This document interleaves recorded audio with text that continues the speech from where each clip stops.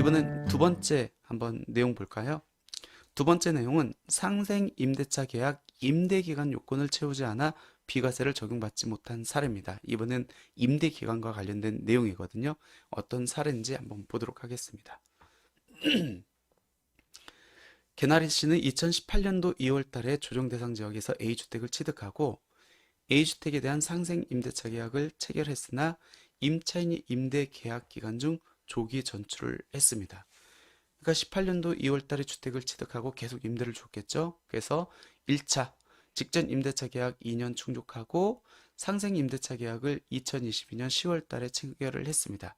그리고 나서 2년 후에 이제 주택을 양도하면은 상생 임대주택 세제 혜택을 받을 수 있는데 이 상생 임대차 계약 기간 2년 그 기간 중에 임차인이 조기에 전출을 했습니다. 그리고 나서 새롭게 임대를 주지 않고 이 주택을 양도했습니다. 그럼 비과세 받을까요? 못 받을까요? 상생 임대주택 세제 혜택을 적용받으려면은 2년이라는 상생 임대차 계약을 충족해야 되거든요. 그 기간을 충족하지 못하고 임차인이 나갔다라고 하면은 상생 임대차 계약은 체결했지만 임대 기간을 충족하지 않기 때문에 세제 혜택을 받지 못하겠죠. 그래서 이 개나리 씨 같은 경우에는 상생 임대차 계약만 충족하면 되겠지라고 했는데 실질적으로 임대 기간 2년을 충족하지 못했기 때문에 과세관청에서 과세예고 통지가 나온 사례입니다. 상생임대주택 특례를 적용하기 위해서는 반드시 상생임대차 계약의 임대기간은 2년 이상이어야 됩니다. 참고로 직전 임대차 계약의 임대기간은 얼마죠? 1년 6개월 이상이면 됩니다.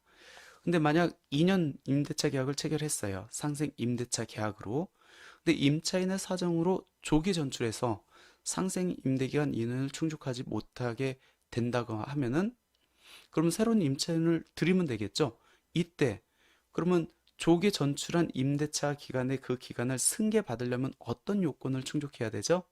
새로운 임차인에게 체결하는 임대차 계약은 종전과 동일한 임대료 혹은 낮은 임대료를 갖고 매매 임대 계약을 체결하면은 전출한 임대차 임대 기간하고 새로 들어온 임차인의 임대 기간하고 합해 가지고 2년 이상 임대 기간을 계산할 수 있다. 반드시 중요한 게 두 개를 합해 가지고 2년 또는 직전 임대차 같은 경우는 1년 6개월의 임대 기간을 인정받으려면은 임차인에게 임대료를 동일하게 하거나 낮은 임대료로 그 임대를 해야만 두 개를 합산할 수 있다라는 겁니다.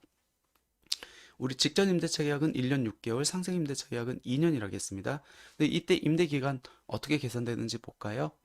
1개월 미만의 경우에는 1개월로 본다. 그리고 직전 임대차 계약, 상생 임대차 계약 임대 기간을 계산할 때 임차인의 사정으로 임대를 계속할 수 없어 가지고 새로운 임대차 계약을 체결한 경우 그러면은 종전 임대차 계약과 새로운 임대차 계약에 따른 임대 기간을 통산할 수 있는데 이렇게 통산하려면은 임대 보증금 또는 임대료가 증가하지 않거나 낮게 체결을 해야 된다라는 겁니다.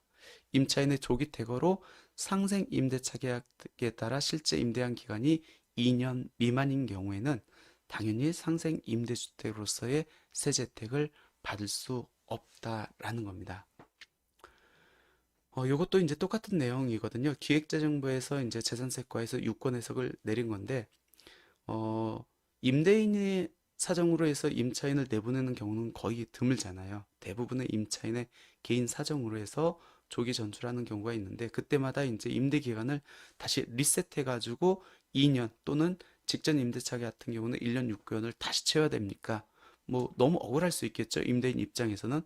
임대인의 사정으로 나간 게 아니고 임차인의 사정으로 나갔기 때문에 그렇습니다. 그래서 종전과하고 새로 체결한 임대차 기간하고 합산해 줄게. 그러려면은 종전 임대 기간과 새롭게 체결한 임대 기간에 따른 임대 기간이 합산되려면은 임대 보증금 또는 임대료를 동일하게 하거나 낮게 측정한 경우에만 합산이 가능하다. 이렇게 보시면 될 것 같습니다.